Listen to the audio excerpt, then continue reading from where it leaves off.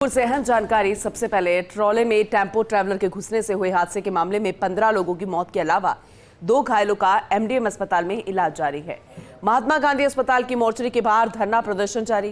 कांग्रेस नेता करण सिंह उचियारड़ा के नेतृत्व में धरना प्रदर्शन किया जा रहा है। रात के 3:30 बजे तक चली वार्ता के दौर में कोई सहमति नहीं बन पाई। मुआवजे के अलावा हर मृतक के आश्रित को सरकारी नौकरी देने की मांग है। पुलिस प्रशासन ने मौके पर संभाला मोर्चा। आरएसी के जवानों के अलावा वरिष्ठ अधिकारियों ने मोर्चे को संभाल लिया है। एसीपी छवि शर्मा अपनी टीम के साथ मुस्तैद। पुलिस कमिश्नर ओम प्रकाश अपनी टीम के साथ नजर बनाए हुए हैं। ये बेहद महत्वपूर्ण जानकारी हम आप तक पहुंचा रहे हैं, क्योंकि जिस तरह से ये घटना घटी और आए दिन इस तरह के कई मामले सामने आ रहे हैं और अब प्रदर्शन करने पर मजबूर तमाम लोग और खासकर उन मृतकों के परिजन और यहाँ पर जितने भी राजनीतिज्ञ हैं वो भी उनके साथ बैठते नजर आ रहे हैं। जनप्रतिनिधि यहाँ पर नजर आ रहे हैं। पुलिस प्रशासन ने फिलहाल मोर्चा संभाल लिया है, क्योंकि 2 लोग अभी भी गंभीर रूप से घायल बताए गए हैं। 15 की मौत के अलावा 2 घायलों का एमडीएम अस्पताल में इलाज जारी है। महात्मा गांधी अस्पताल की मोर्चरी के बाहर ही ये धरना प्रदर्शन जारी है और कांग्रेस नेता करण सिंह उचियारड़ा के नेतृत्व में धरना प्रदर्शन और विपक्ष मृतक के परिजनों के साथ, घायलों के परिजनों के साथ धरने पर बैठे हैं। और रेजिडेंट एडिटर राजीव गौड़ लगातार हमारे साथ बने हुए हैं, इस पूरे मामले पर अपडेट हमें दे रहे हैं। एक बार फिर से उनका रुख करेंगे और ज्यादा जानकारी के लिए। राजीव जी, गुड मॉर्निंग। ये जो हादसा हुआ ये वाकई में नहीं होना चाहिए था, लेकिन अफसोस की बात है 15 लोगों की मौत हो गई है, लेकिन अन्य जो गंभीर रूप से घायल है उनकी हालत कैसी है अभी? और दूसरी तरफ अब धरना प्रदर्शन भी है, मुआवजे की मांग है। लगातार रात को बातचीत चली लेकिन सहमति नहीं बन पाई, तो उसे लेकर भी बताइएगा कि क्या अपडेट है, क्या स्थिति बनी हुई है?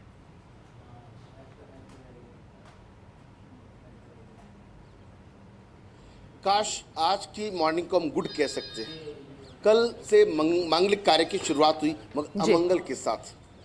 कौन सोचता था कि कोलायत से एक धार्मिक कार्यक्रम में जाकर के महिलाएं लौट ही नहीं पाएंगी और जाएंगी तो सीधे मौत के मुंह में। ये जो हादसा हुआ है इसने सबको झकझोर दिया है। 2 तस्वीरें आपको दिखाने की कोशिश करता। पहली तस्वीर मोर्चरी की है, जहां पर जो मौत के मुंह में चले गए हैं उनको पोस्टमार्टम का इंतजार है, पोस्टमार्टम के बाद अंतिम संस्कार का। दूसरी ये तस्वीर रात को 3:30 बजे तक विधायक देवेंद्र जोशी और कांग्रेस के नेता करण सिंह उचियारड़ा के साथ पूरी टीम ने बैठ के कोशिश की। मैकेनिज्म नहीं बना। सवाल ये नहीं है कि मैकेनिज्म नहीं बना, सवाल ये है कि ये 3:30 बजे से ये पूरे रात में तमाम जो लोग हैं ये इंसाफ का इंतजार कर रहे हैं।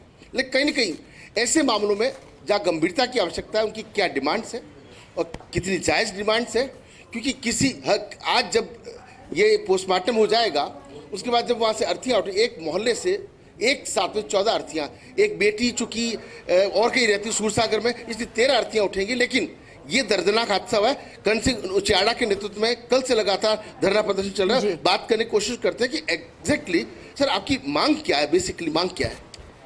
हमारी मांग है कि सरकार, जो एक परिवार में से 4-4, 3-3 लोग डेथ हो गई है, तो सरकार कम से कम एक मृतक परिवार के सदस्य को, प्रत्येक मृतक परिवार के सदस्य को 25 लाख रुपए और घायल को 5 लाख रुपए और संविदा पे नौकरी देवे। बात पैसों की नहीं है।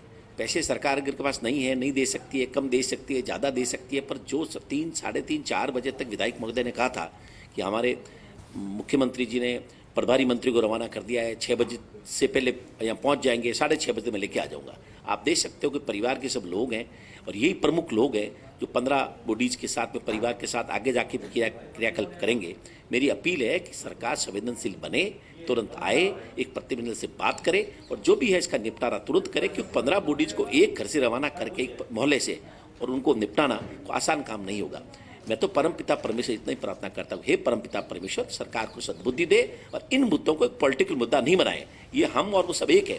रात को भी मैंने, जब लोगों ने कहा नहीं साहब विधायक जी आप यहीं बैठे रहो, मैंने समझाइश करी लोगों से कि भाई विधायक जी को रोकने से मतलब नहीं है, इनको जाना दो, सुबह 6 बजे तो कुछ 2 घंटे 3 घंटे के बाद रिजल्ट लेके आएंगे। तो हम खुद समझाइश करने में लगे हैं, पर इन लोगों की हालत ही नहीं है परिवारजनों की कि वो इस बात को सहन करें। इसलिए मेरी अपील है कि तुरंत में आके आधा 15 मिनट में इसको निपटारा करें। तो आप देख सकते हैं कि उन्होंने अपील की है कि जल्दी से जल्दी, क्योंकि देखिए कि हृदय विदारक हादसा है।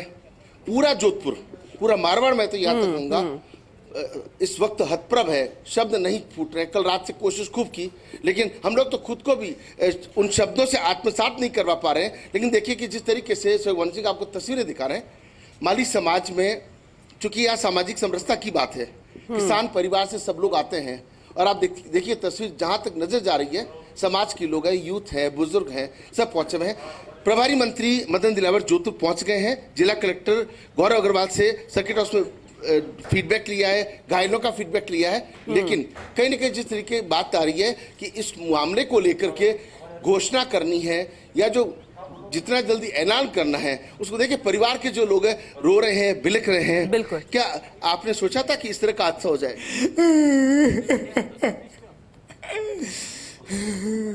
देखिए शब्द नहीं है पूनम। देखिए इस वक्त जिस तरह का ये हादसा पेश आया है, देखिए कहीं ना कहीं एक बड़े मैकेनिज्म की भी जरूरत है। लगातार अभी देखिए जैसलमेर का हादसा हो गया, उसके बाद में अभी देखिए जिस तरीके से इसके बीच में ओशिया का एक और हादसा हो गया, और ये हादसा जयपुर का हादसा भूले नहीं है। इससे पहले कहीं ना कहीं जिस तरीके से शासन प्रशासन को कोई ऐसी पॉलिसी, दुर्घटना जैसे स्पीड कंट्रोल की बात कही है, स्पीड कंट्रोल है, ड्राइवर्स को ट्रेनिंग्स है, केवल कार चलाना आना या ट्रक चलाना आने से ड्राइविंग लाइसेंस दिए जाने की बजाय कहीं ना कहीं जो पेशेवर है उनको भी ट्रेनिंग देने की जरूरत पड़ेगी। तो कहीं ना कहीं इस तरह की दुर्घटनाओं पर अंकुश लगेगा। जी राजीव जी, आपने बिल्कुल सही कहा, और विपक्ष की भूमिका भी यहाँ पर कांग्रेस नेता बखूबी निभा रहे हैं, और दूसरी तरफ जो सरकार है वो भी यही कोशिश कर रही है कि थोड़ी सी मरहम वो लगा सके, क्योंकि ये दर्द कभी बुलाया नहीं जा सकता, ना खत्म किया जा सकता है, फिर वो चाहे मुआवजे की मांग के जरिए हो या फिर संविदा पर नौकरी की मांग हो। और पहले भी हमने देखा है कि सरकार ने ऐसे कई बार मांगों को माना है, तो हम भी यही उम्मीद करेंगे। ये कोई बड़ा मुद्दा नहीं, विपक्ष के नेता भी कहते हुए नजर आए थे, लेकिन अब देखने वाली बात होगी कि भविष्य में ऐसी गलतियां ना दोहराई जाए, ऐसी दुर्घटना ना हो, इस पर क्या कठोर एक्शन लिया जाता है, ये सबसे अहम है, जैसे कि आपने भी जिक्र किया। राजीव जी बहुत शुक्रिया विस्तृत जानकारी देने के लिए, उनसे बातचीत करने के लिए। आगे भी आपका रुख करेंगे और अपडेट के लिए